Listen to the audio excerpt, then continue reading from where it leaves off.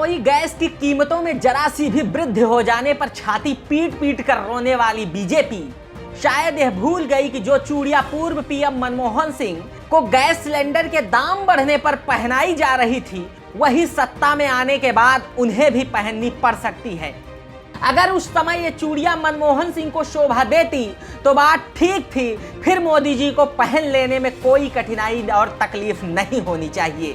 अगर मनमोहन सिंह को ये चूड़ियां शोभा नहीं देती तो फिर मोदी जी को बिल्कुल नहीं पहनना चाहिए। अब मुझे बहुत कुछ ज्यादा आपसे बताने की जरूरत नहीं है। अगर बीजेपी का विपक्ष में बोलना राजद्रोह नहीं था तो आज कांग्रेस का या अन्य किसी विपक्षी दल का सत्ता के प्रतिपक्ष में बोलना राजद्रोह नहीं माना जाना चाहिए।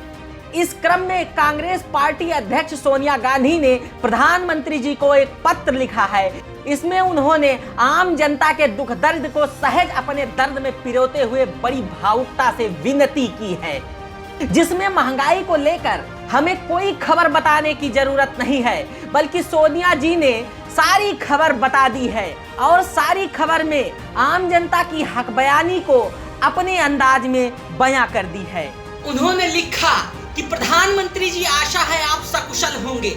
मैं यह पत्र आपको आसमान छूती तेल व रसोई गैस की कीमतों से हर नागरिक के लिए पहुंची गहरी पीड़ा और संकट से अवगत कराने के लिए लिख रहे हूँ। एक तरफ भारत में रोजगार खत्म हो रहा है, कर्मचारियों का वेतन घटाया जा रहा है, घरेलू कमाई निरंतर कम हो रही है, वहीं दूसरी तरफ मध्यम वर्ग और समाज के आखिरी हाशिए पर रहने वाले लोग रोजी रोटी के लिए तरस रहे हैं। तेजी से बढ़ती महंगाई और घरेलू सामान की कीमत इनके हालात को और गंभीर बना दिया है। लेकिन दुख इस बात का है कि संकट के इस समय में भारत सरकार लोगों के कष्ट और पीड़ा दूर करने की बजाय उनके तकलीफ बढ़ाकर मुनाफाखोरी कर रही है। ऐसी कठिन दौर में ईंधन के दाम में इस समय ऐतिहासिक वृद्धि अपने चरम पर है, जो किसी भी तरह से ठीक नहीं है। उदाहरण के तौर पर देश के कई हिस्सों में पेट्रोल के दाम 100 रुपए प्रति लीटर के पार चले गए हैं, जब अंतरराष्ट्रीय बाजार में तेल की कीमतें मीडियम लेवल पर हैं। सही तो यह है कि कच्चे तेल की कीमतें यूपीए सरकार के कार्यकाल में लगभग आधी थी, इसलिए पिछले 12 दिन में पेट्रोल और डीजल की कीमतों में की गई वृद्धि विशुद्ध रूप से या शुद्ध रूप से दुस्साहिक मुनाफाखोरी का उदाहरण है।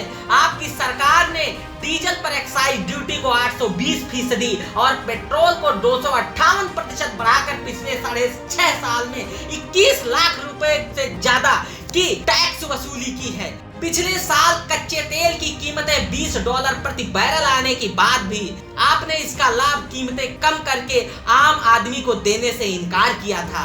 विडंबना है कि आपकी सरकार पेट्रोल और डीजल पर अत्यधिक एक्साइज ड्यूटी लगाने में अनिश्चित रूप से अति उत्साहित है।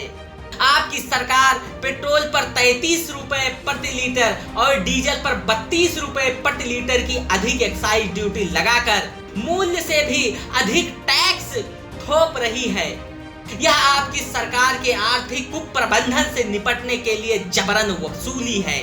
विपक्ष का मुख्य दल होने के नाते मेरा आपसे आग्रह है कि आप पेट्रोल डीजल पर एक्साइज ड्यूटी कम करके राजधर्म निभाते हुए इसकी कीमत कम करें। एलपीजी के घरेलू नॉन सब्सिडाइज सिलेंडर की कीमतें दिल्ली में 769 रुपए और उत्तर प्रदेश जैसे राज्यों में 800 रुपए प्रति सिलेंडर को भी पार कर गई हैं। यह और भी निर्दयतापूर्ण है, क्योंकि इससे हर घर प्रभावित होगा। सरकार के पास दिसंबर 2020 से लेकर अब तक 2.5 महीने में प्रत्येक सिलेंडर की कीमत 175 रुपए बढ़ा देने का क्या औचित्य हो सकता है। सच्चाई यह है, देश की जीडीपी औंधे मुंह गिर रही है और पेट्रोल डीजल गैस की कीमतें अनियंत्रित होकर आसमान छू रही हैं। समान रूप से परेशानी की बात यह भी है कि लगभग 7 साल से सत्ता में होने के बावजूद आपकी सरकार आर्थिक कुप्रबंधन के लिए पिछली सरकारों को ही दोषी ठहराने से बाज नहीं आई। सच्चाई यह भी है कि देश में 2020 में कच्चे तेल का उत्पादन पिछले 18 साल के सबसे निचले स्तर पर है।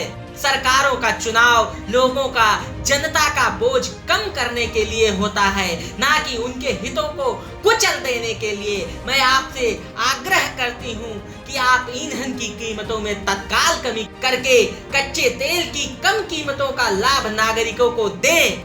शुभकामनाओं के साथ सादर सोनिया गांधी। फिर भी उनके पत्र में सबसे अहम बात यह रही कि विदेशी एंटोनियो माइनो ने देश की भद्र सुसंस्कारी महिला की तरह मोदी जी को चूड़ी कंगन नहीं भेजा। उन्हें बाखूबी पता है कि चूड़ी कंगन पुरुषों के परिधान नहीं होते और ना ही उन्हें शोभा देते हैं।